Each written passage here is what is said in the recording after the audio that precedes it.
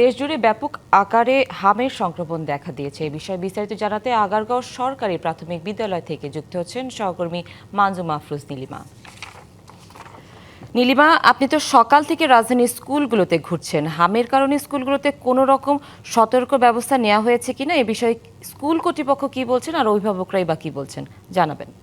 সুনন্দা, আপনি কিন্তু বলেই দিলেন। আমি কিন্তু এখন আছি আগারগাঁও তালতলা সরকারি প্রাথমিক বিদ্যালয় এবং এখানে কিন্তু প্রধান শিক্ষক, অভিভাবক এবং শিক্ষার্থী সবার সাথেই কিন্তু কথা হয়েছে এবং আমরা যেটা জানতে পেরেছি যে হামের বিষয়ে কিন্তু সরকার থেকে আগে যেরকম প্রাথমিক বিদ্যালয়গুলোতে বিভিন্ন ধরনের কর্মসূচি হতো সেরকম কিন্তু কোনো ধরনের দিক নির্দেশনা দেওয়া হয়নি। কিন্তু আমরা এখানে অলরেডি চারটা স্কুলে ঘুরেছি এবং চারটা স্কুলে প্রধান শিক্ষকের সাথে কথা বলে কিন্তু আমরা জানতে পেরেছি যে তাদেরকে সরকারি কোনো নির্দেশনা দেওয়া হয়নি। তবে গত লাইভে আমি যখন যুক্ত ছিলাম, আপনাদের কাছে সংবাদ প্রচার করছিলাম, তখন আমি বলেছিলাম যে রাজধানীর মহাখালীর যে আব্দুস সালাম যে দর্জি প্রাথমিক বিদ্যালয় আছে সেখানে কিন্তু একটি সতর্কতা বার্তা কিন্তু সরকার পাঠিয়েছে।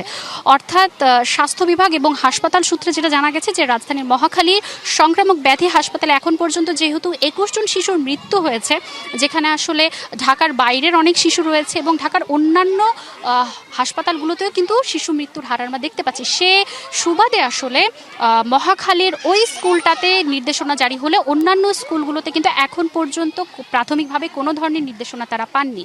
এবং অভিভাবকদের সাথে কথা বলে যেটা জানতে পেরেছি, তারা সচেতনভাবে, যেহেতু এই টিকাটা জন্মের 15 মাসের মধ্যেই দেওয়া হয়, হামের যে দুটো প্রধান টিকা রয়েছে সে টিকা দুটো তারা দিয়েছেন এবং তারা কিন্তু বাচ্চাদেরকে আসলে স্কুলে পাঠাতে তেমন একটা ভয় পাচ্ছেন না বা তাদের মধ্যে 200-র বেশি সার্ভিস ও ফিচারে লেনদেনের সব বিকাশ অ্যাপে সম্ভব।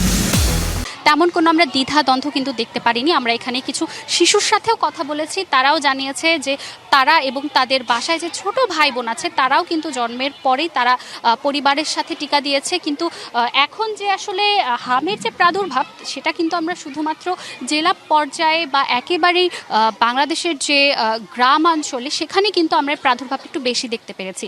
এবং আমরা আগারগাঁও তালতলা সরকারি প্রাথমিক বিদ্যালয়ের দুজন সাধারণ শিক্ষকের সাথে আমরা কথা বলেছি। আচ্ছা, আমরা কিন্তু এখানে যে শিক্ষক দুজনের সাথে আপনাদেরকে বললাম যে প্রধান শিক্ষকের পরেও কিন্তু দুইজন শিক্ষকের সাথে আমরা কথা বলেছি।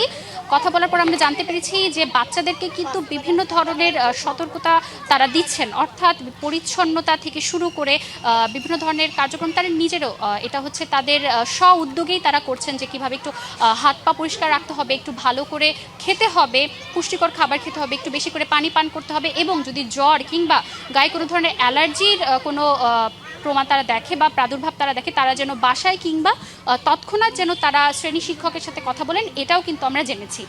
তো এই ছিল আমার কাছে প্রাথমিক বিদ্যালয় থেকে হাম নিয়ে সর্বশেষ তথ্য।